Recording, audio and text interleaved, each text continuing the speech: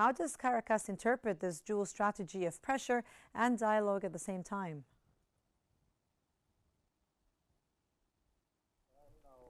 He,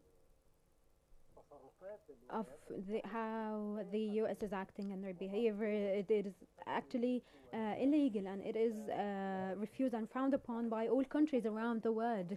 And we've seen all or a number of countries refusing this political approach that they're using, and the threatening Venezuela. We've seen Britain's stance, for example.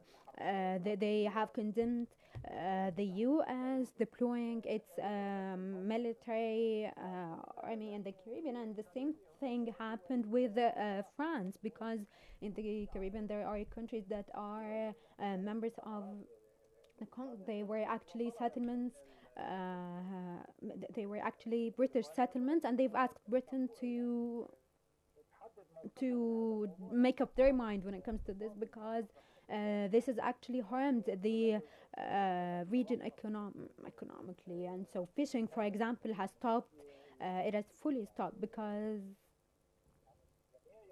everyone is afraid now to show up basically in the Caribbean, and even tourism has been affected hugely. And so it is no doubt that the US, after they're in a dilemma now, and they didn't see any outcomes of what they did in Venezuela, and they have seen no results when it comes to, as I said, demonstrations. For example, there are no demonstrations. There is nothing that has actually supported America's policy. That is just chaotic, to say the least. And so when they saw that there were no use, and everything that they have done was actually in vain,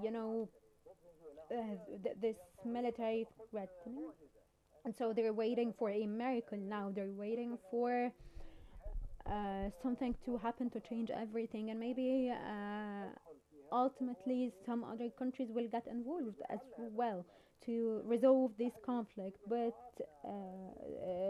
the US has had meetings, and they haven't talked about narcotics. For example, they are saying that Venezuela is responsible to send narcotics to America. If we look at the UN charters, it says that 87% of the narcotics that are sent to the U.S. are actually through